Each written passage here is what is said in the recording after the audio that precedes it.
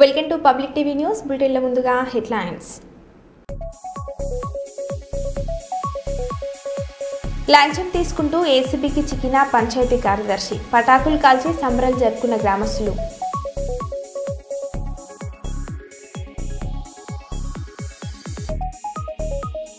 విశాఖలో India food manufacturing సదస్సులో ప్రసంగించిన ముఖ్యమంత్రి చంద్రబాబు నాయుడు.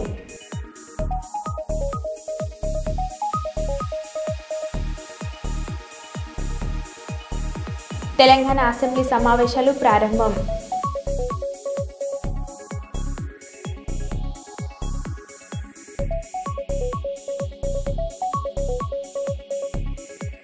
వీరాభిమానిని కలిసిన మెగాస్టార్ చిరంజీవి.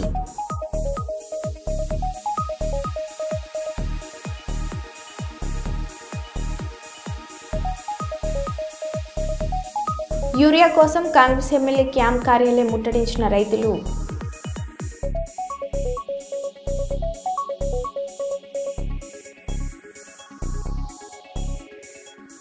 ఇక వివరాలకు వెళ్తే తెలంగాణ అసెంబ్లీ సమావేశాలు ప్రారంభం.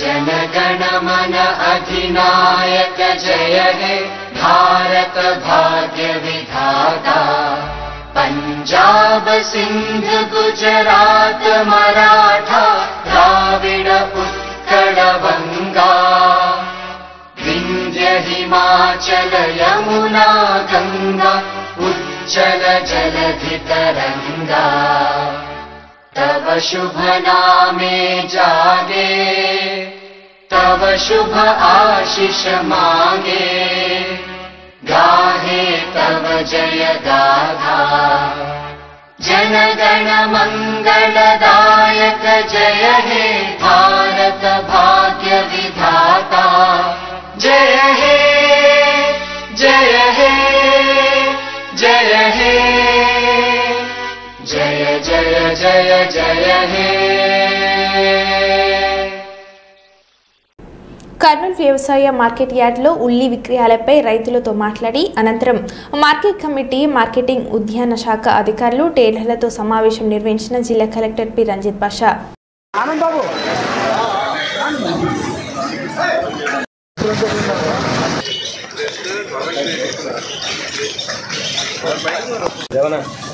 నెక్స్ట్ టైం వేసుకుంటూ వాళ్ళు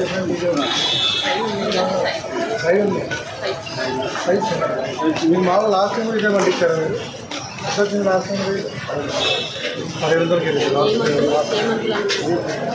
ఆగస్ట్ మామూలుగా సెప్టెంబర్ లాస్ట్లో వస్తాయి కదా, ఎక్కువ ఆగండి. మీరు 20,000 ముందు ఆగస్టు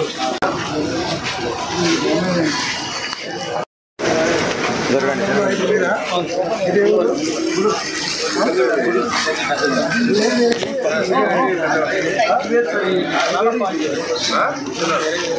ఇక్కడ సీడ్ వేరే ఉంటాయి కానీ క్వాలిటీ ఒకటే. క్వాలిటీ బాగుంది, క్వాలిటీ ఒకటే కానీ మొత్తం జిల్లా అంతా చేస్తారా? జిల్లా అంటే స్టార్ట్ అవుతుంది సెప్టెంబర్ లాస్ట్. అమ్మ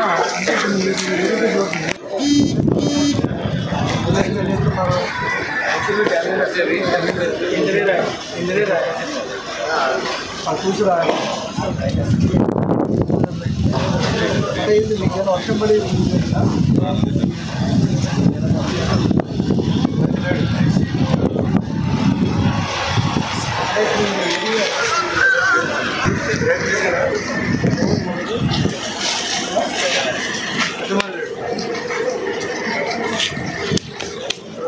ఏమన్నా అమ్మావా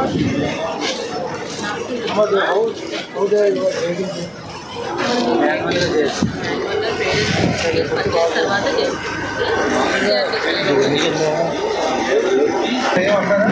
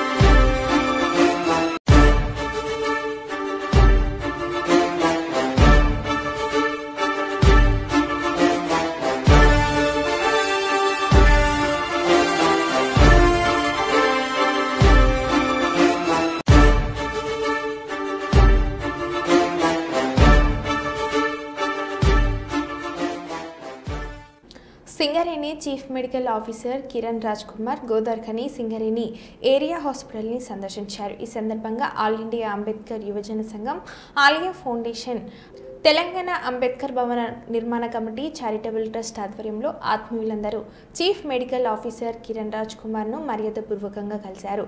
పూల బొకే అందించి శాలువతో ఘనంగా సన్మానించారు. స్వీట్లు తినిపించి శుభాకాంక్షలు తెలిపి అభినందించారు.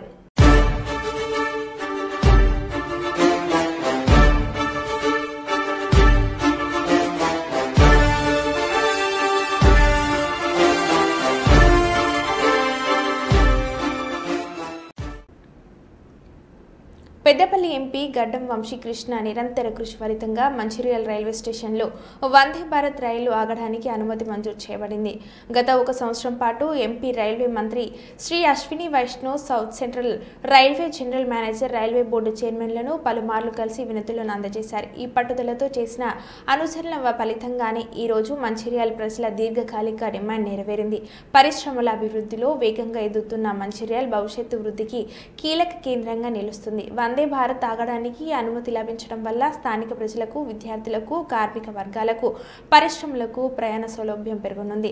ప్రజల అవసరానికి కేంద్రానికి వినిపించి విజయవంతం చేసిన ఎంపీ వంశీకృష్ణకి మంచిర్యాల ప్రజలు హృదయపూర్వక కృతజ్ఞతలు తెలియజేశారు. ఒక major industrial hub, industrial town గా మారుతున్నది. దానికి సరైన కనెక్టివిటీ అవసరము. వందే భారత్ స్టాప్ ఎట్టి పరిస్థితుల్లో తేయాలని చెప్పి చాలా మంది నాకు రిప్రజెంటేషన్ చేసినారు. అదేవిధంగా పార్లమెంట్లో నేను గలం విప్పి మంచిర్యాలకి న్యాయం చేయాలని చెప్పి ఈ పార్లమెంట్ సమావేశంలో కూడా మాట్లాడడం జరిగింది. మీరు అందరు చూసినారు. ఇప్పుడు మంచిర్యాల స్టాప్ త్వరలోనే మన ప్రజల్లోకి వస్తుందని చెప్పి, వందే భారత్ స్టాప్ మంచిర్యాలలో ఆగుతుందని చెప్పి నాకు ఈరోజు ఇన్ఫర్మేషన్ వచ్చింది. ఇది ప్రజలతోటి చాలా సంతోషంగా నేను ఈ సందర్భాన్ని వారికి తెలియజేస్తున్నాను. జై హింద్, జై తెలంగాణ. చట్ట ప్రకారం జీఎస్టీ సజావుగా చెల్లించేలా ప్రభుత్వ శాఖలు సమన్వయంతో పనిచేయాలని జిల్లా కలెక్టర్ పి రంజిత్ బాషా అధికారులను ఆదేశించారు. శుక్రవారం కలెక్టరేట్లోని కాన్ఫరెన్స్ హాల్లో జీఎస్టీ అంశంపై సంబంధిత శాఖల అధికారులతో జిల్లా కలెక్టర్ సమన్వయ సమావేశం నిర్వహించారు. ఈ సందర్భంగా జిల్లా కలెక్టర్ మాట్లాడారు.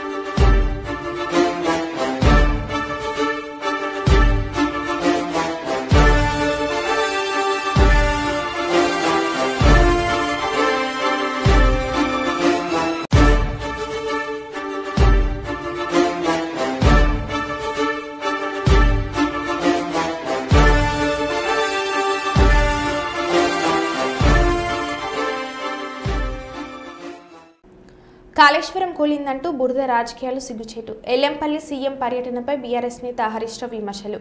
రాష్ట్ర ముఖ్యమంత్రి రేవంత్ రెడ్డి ఎల్లంపల్లి ప్రాజెక్టు పర్యటన వెనుక దురుద్దేశమైన కుట్ర దాగి ఉందని రామగుండం నియోజకవర్గం బీఆర్ఎస్ పార్టీ సీనియర్ నాయకులు వ్యాల హరీష్ రెడ్డి అన్నారు. స్థానిక మార్కండే కాలనీలో ఏర్పాటు చేసిన విలేకరుల సమావేశంలో ఆయన మాట్లాడారు.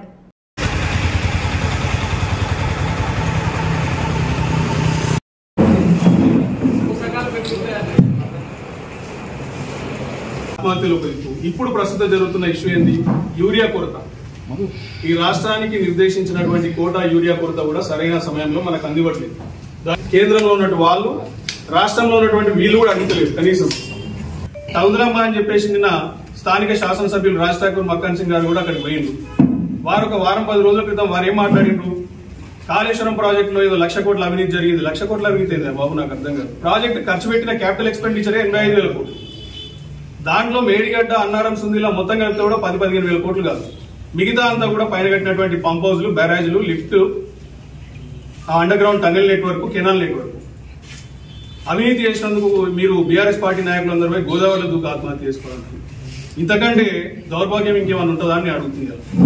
కాంగ్రెస్ పార్టీ నాయకులకు కొంచెమైనా సెన్స్ ఉంటే ఇలా మీరు వచ్చి సుమారు 600 రోజుల పైన గడుస్తుంది. 20 నెలలో ఏమవుతుంది? ఈ 600 రోజులలో రోజుకొకరు చొప్పున రైతులు 600 మంది పిట్టలుగా రాలిపోయిన ఆత్మహత్య చేసుకున్నారు. మీకేమైనా సోయుందా అసలు? మీరు వరదలపై సమీక్ష జరపరు, రైతుల ఆత్మహత్యలపై సమీక్షలు జరపరు, రాష్ట్రంలో పెరిగిపోతున్నటువంటి గంజాయి కానీ లేకపోతే నేర ప్రవృత్తులపై సమీక్షలు జరపరు, స్కూళ్లలో గురుకులాల్లో చనిపోతున్నటువంటి పిల్లలపై సమీక్షలు జరపరు. ఇవి ఏమీ లేదు. 24 గంటలు పాడిందే పాట పాస్వాల పాట అన్నట్టు గదే కాళేశ్వరం గురించి మాట్లాడాలి, కేసీఆర్ గారిని బదనాం చేయాలని ఒక దురుద్దేశంతో మీరు పరిపాలిస్తున్నారు తప్ప ఈ ప్రజలకు పనికొచ్చే ఏ ఒక్క నిర్ణయం కూడా మీరు తీసుకోలేకపోతున్నారు.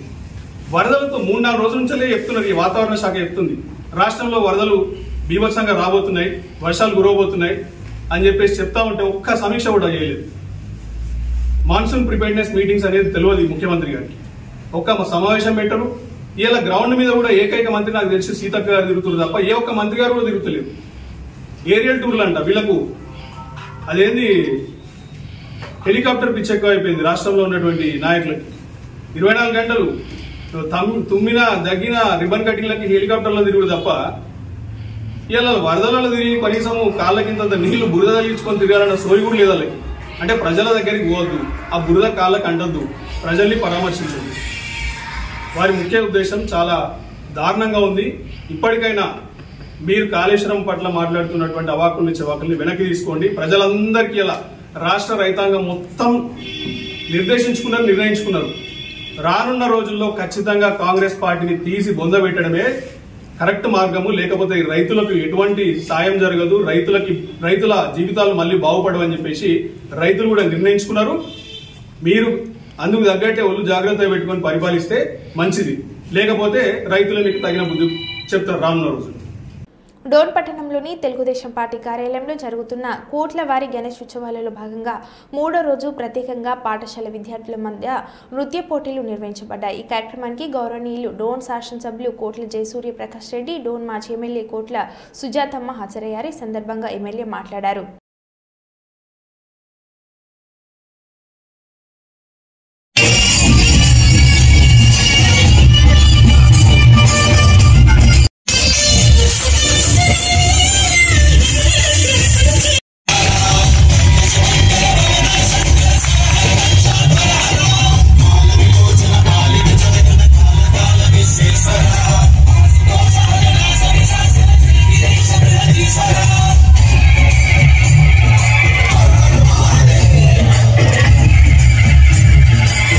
తెలుగు భాష ఔన్నత్యానికి గిడుగు వెంకట రామమూర్తి విశేష కృషి చేశారని జాయింట్ కలెక్టర్ శుభం హన్సల్ తెలిపారు. శుక్రవారం స్థానిక కలెక్టరేట్లోని సమావేశ మందిరం నందు పర్యాటక శాఖ వారి ఆధ్వర్యంలో ఏర్పాటు చేసిన తెలుగు భాష దినోత్సవం సందర్భంగా గిడుగు వెంకట రామమూర్తి జయంతి పురస్కరించుకొని డిఆర్ఓ నర్సింహులు, స్పెషల్ డిప్యూటీ కలెక్టర్లు శివశంకర్ నాయక్, రోజ్ మండలతో కలిసి వారి చిత్రపటానికి పూలమాలలు వేసి నివాళులర్పించిన జాయింట్ కలెక్టర్ శుభం హన్సల్.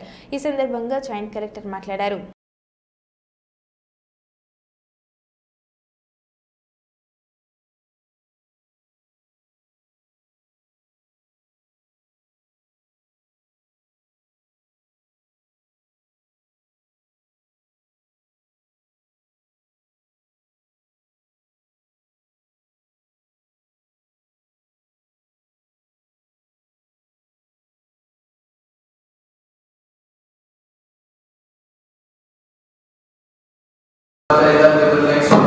కొంచెం ఈజీ చేసి జనరల్ పబ్లిక్ మనం తీసుకువెళ్ళాము ఈ లాంగ్వేజ్, అది మనం ఈరోజు సెలబ్రేట్ చేస్తున్నాము. మరి ముఖ్యంగా స్కూల్ పిల్లలు కూడా ఇది గుర్తుపెట్టుకోవాలి. మీరు కూడా కూర్చోండి, మీరు కూడా మాట్లాడతారు. అంతే మీ అందరితో కూడా ఒక రిక్వెస్ట్, మెసేజ్ అంతే అందరూ స్కూల్ పిల్లల దగ్గర కూడా తీసుకువెళ్ళాలి. ప్రతి స్కూల్లో ఈ మెసేజ్ మనం ఇవ్వాల్సింది, ఎట్లా లాంగ్వేజ్ ఇవాల్వ్ అయింది. సో దాట్ ఇంకా తెలుగు లాంగ్వేజ్తో ఇది కనెక్ట్ ఇంకా అవుతుంది. మనం స్కూల్ పిల్లలు చూసుకుంటే ఇంకా లాంగ్వేజెస్ ఉన్నాయి, ఇంగ్లీష్ ఇది అది, బట్ మన రూట్స్ అయితే మనం మర్చిపోవద్దు. అది అందరితో ఒక రిక్వెస్ట్, మన పిల్లలు వరకు తీసుకువెళ్ళాలి. ఇది మన ఏం ఉండాలి. ఇంకొకసారి మనం వాళ్ళు ఇచ్చిన మెసేజ్ అంతా గుర్తించి ఇది మనం ఒక రిజల్ట్ లాగా తీసుకుంటాం. Thank you. పరిస్థితుల్లో మనం ఉన్నాము. మన బిడ్డలకైనా సరే ఖచ్చితంగా మన రాబోయే తరాలకి తెలుగు భాషని ఖచ్చితంగా ఇళ్లలో మాట్లాడేటట్టుగా అమ్మ, నాన్న, అత్త, మామయ్య ఇలాంటి పిలుపులు మనం వినడమే మానేసాము. ఈరోజు స్వర్గీయ గిడుగు రామూర్తి పంతులు గారి జయంతి.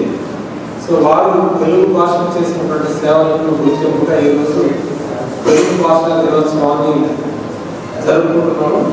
ఇది చాలా సంవత్సరాల నుంచి మనం ఈ వేడుక ప్రతి సంవత్సరం వారి జయంతి సందర్భంగా జరుపుకుంటున్నాము.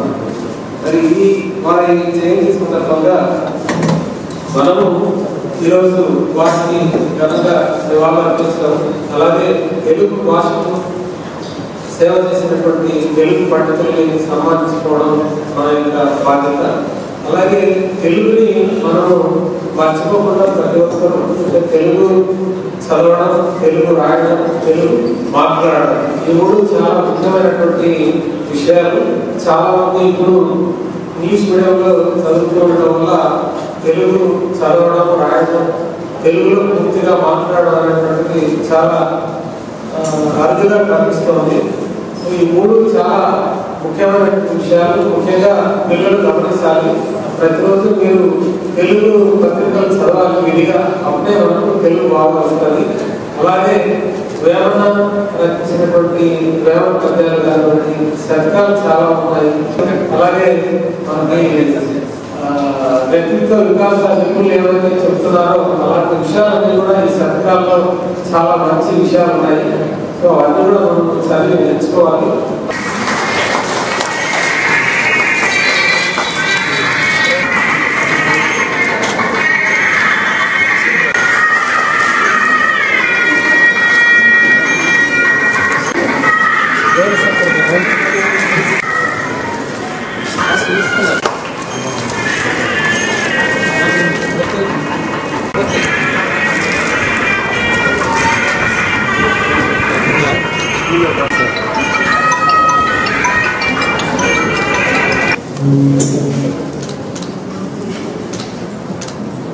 పాఠశాలలను అభివృద్ధి చేయడమే కాకుండా విద్యార్థుల సంఖ్య పెంచే దిశగా అడుగులు వేయాలని ఉపాధ్యాయులు సూచించారు. పెద్దపల్లి ఎమ్మెల్యే విజయ రమణరావు సుల్తాన్బాద్ పట్టణంలోని ప్రభుత్వ ఉన్నత పాఠశాలల అదనపు తరగతి గదులకు స్థానిక నాయకులతో కలిసి శంకుస్థాపన చేశారు ఎమ్మెల్యే.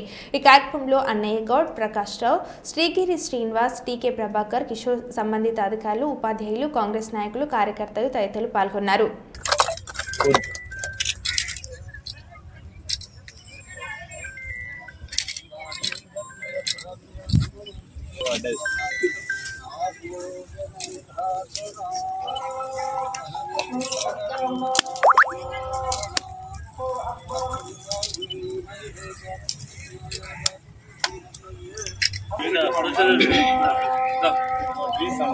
डी साहब ఉన్నాడు పత్రనారావు डी साहब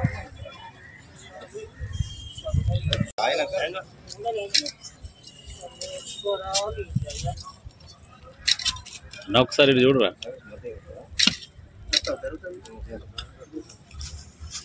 ఇట్లా వేసి ఇది చూడు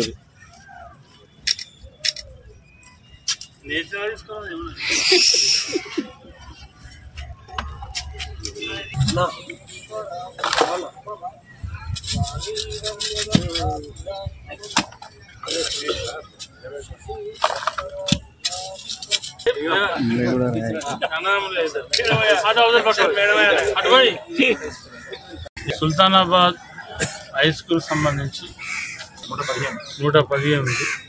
కానీ నేను కూడా ఈ స్కూల్నే చదువుకున్నా. ఈ హై స్కూల్లో మేము చదువుకున్నప్పుడు మాత్రం ఈ రూమ్లో ఇక్కడ ఈడ మొదలుపెట్టి ఈ రూమ్లో అక్కడ దాకా సరిపోకపోతుంది.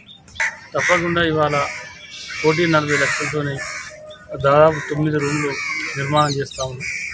దానికి తగ్గట్టు టాయిలెట్స్ నిర్మాణాన్ని కూడా చేయబోతాము. మరి ఇదే కాకుండా 115 స్ట్రెంత్ అంటే చాలా తక్కువ. ఇది పెద్ద టౌన్. అది మీతో పాటు రత్నాకర్ రెడ్డి గారు చాలా ఈ రూములు శాంక్షన్ కావడానికి మరి వారు నిరంతరం శ్రమించారు. శాంక్షన్ అయ్యేదాకా పట్టువదలకుండా. సరే, ఎట్లయితే మీరు శ్రమించారో మరి ఇక్కడటువంటి టీచర్లు మరి మీరు అందరు కష్టపడి, ఎందుకంటే ఒక్క రత్నాకర్ రెడ్డి గారు లేదా మన రూములు కట్టినంత మాత్రాన స్ట్రెంత్ పెడతానని అనుకుంటుంది. కానీ కొత్త రూములు నిర్మాణం చేస్తూ ఉన్నాం కాబట్టి మీరందరూ కూడా ధీటుగా, సరే ఇప్పుడు ఎట్లా మనం సెప్టెంబర్కి వచ్చేసినాం, మన ఈ నిర్మాణం అయిపోయే వరకు ఈ అకాడమిక్ ఇయర్ వరకు దగ్గర రూమ్ కంప్లీట్ కావడానికి వస్తాయి. నెక్స్ట్ జూన్ వరకు అయితే మీకు ఈ రూమ్లు అందుబాటులోకి వస్తాయి. ఇంకేమైనా ఓటో రెండో తక్కువ పడితే దాన్ని ఇంకా కూడా 100% ఇప్పించే బాధ్యత నాది. కానీ నేనేమంటా అంటే మీరు కష్టపడి ఇక్కడ సమ్మర్లో ఒక 15 రోజుల నుంచి ఒక నెల రోజులు మీరు టైం ఇస్తే ఇలా స్ట్రెంత్ పెరిగే అవకాశం ఉంది. మనం ఇంత పెద్ద ఎత్తున ఇన్ఫ్రాస్ట్రక్చర్ పెట్టుకొని కూడా కష్టపడకపోతే దాని ఫలితం ఉండదు. ఆంధ్రప్రదేశ్కు ఒకే రాజధాని ఉంటుంది, కాకపోతే అభివృద్ధి వికేంద్రీకరణ చేస్తాం. వైజాగ్లో జరిగిన సమావేశంలో ఐటీ విద్యాశాఖ మంత్రి నారా లోకేష్ మాట్లాడారు. టీసీఎస్, గూగుల్, కాగ్నిజెంట్ లాంటి కంపెనీలు ఆంధ్రప్రదేశ్కి వచ్చాయంటే దానికి కారణం speed of doing business. As a state, we are all about speed of doing business. If you look at, TCS coming to Visakhapatnam, Cognizant coming to Visakhapatnam, or even Google setting up one of the largest data centers in the world here in Visakhapatnam, all these were possible because we delivered on our promise of speed of doing business. This is core to this government, this administration. We believe that IT, pharma, green energy, aerospace and food processing will play a very, very important role here in Visakhapatnam. Balanced regional growth is something that's very, very important. And as a state, we believe that there should be one capital, but development should definitely be decentralized. And policies are not just about a piece of paper, but I look forward to all the CAs enabling us to actually implement the policies. As the Honorable Chairman Gar just said, it's very important that we actually implement it ethically and in the right spirit. So if there is someone who helps navigate all these policies, it is the CAs here. If there's someone who enables the entrepreneur to navigate all the regulations, it is the CAs here. And as the Honorable MSME Minister has just stated, you play a very important role in creating the ecosystem. And as the state government here, we are willing to support you through and through. మరో బులెటిన్లో మళ్ళీ కలుద్దాం. Stay tune.